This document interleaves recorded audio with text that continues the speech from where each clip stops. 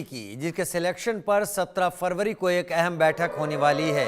17 फरवरी को प्रधानमंत्री नरेंद्र मोदी की अध्यक्षता में बैठक होगी। बैठक में नेता प्रतिपक्ष राहुल गांधी भी शामिल होंगे। चयन समिति की सिफारिश पर अगले सीईसी की नियुक्ति होगी। 18 फरवरी को मुख्य चुनाव आयुक्त राजीव कुमार रिटायर हो रहे हैं और राजीव कुमार के रिटायरमेंट से पहले नए सीईसी के बारे में चीजें स्पष्ट होना जाहिर सी बात है। पीएम मोदी, कानून मंत्री अर्जुन राम मेघवाल और नेता प्रतिपक्ष राहुल गांधी इस मीटिंग में शामिल होंगे। मनोहर केसरी मेरे साथ इस वक्त जुड़े हुए हैं। मनोहर, एक अहम पद है देश के चुनावों को लेकर, चुनाव को कंडक्ट कराने की जिम्मेदारी जिन पर है, मुख्य चुनाव आयुक्त, उस पर कौन रहेगा इसके बारे में तय करना है। कानून मंत्री अर्जुन राम मेघवाल होंगे, प्रधानमंत्री होंगे, नेता प्रतिपक्ष इसमें होंगे। ये इसलिए भी अहम है कि हर चुनाव के बाद विपक्ष चुनाव आयोग के ऊपर सीधे सवाल उठाता है कि चुनाव आयोग की निष्पक्षता नहीं रही है, चुनाव आयोग निष्पक्ष नहीं रहा है। इस मीटिंग के बाद क्या कुछ होना है और क्या उम्मीदें? देखिए, बिल्कुल राजीव, अगर मैं बात करूं नए चुनाव आयोग की चुनाव की प्रक्रिया को लेकर के, तो उनके सिलेक्शन को लेकर के 17 फरवरी को बैठक होनी है। जैसा कि आपने बताया कि विपक्ष लगातार राजीव कुमार पर हमले करते रहे और राजीव कुमार एक ऐसे मुख्य चुनाव आयुक्त हुए जो शेरों और शायरी से जो है तो विपक्षी को चित करते आए हैं।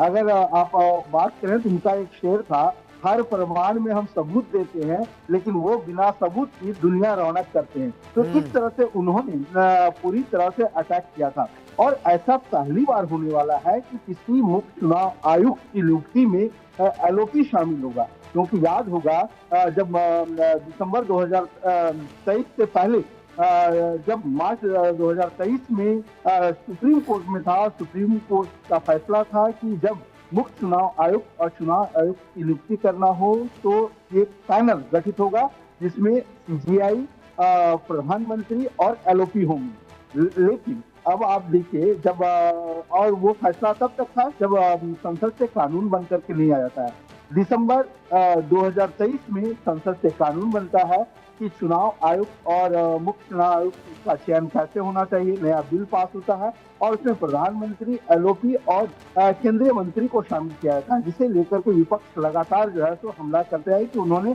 सुप्रीम कोर्ट का आदेश का पालन नहीं किया।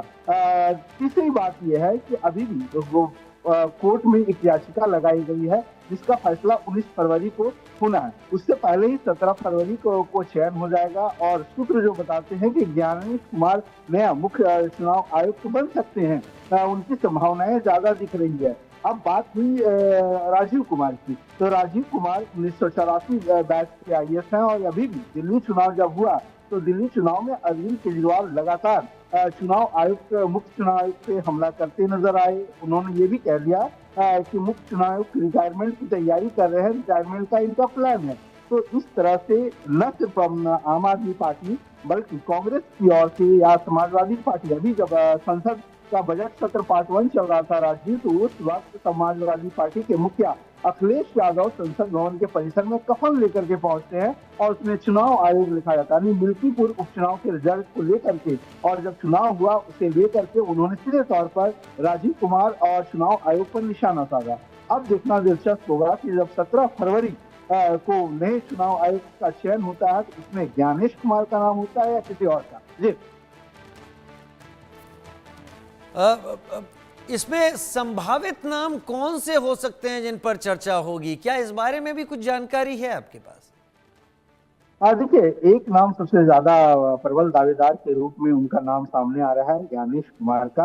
हालांकि अब तक जो होता रहा है कि जो भी चुनाव आयोग में सीनियर चुनाव आयुक्त होते हैं उनको ही प्रमोट कर दिया जाता है। अब देखना दिलचस्प होगा कि आखिरकार मुख्य चुनाव आयुक्त जब ये बिल पास हुआ है, बिल पास होने के बाद पहला कौन बनता है। लेकिन सबसे प्रबल दावेदार ज्ञानेश कुमार का नाम सबसे आगे है।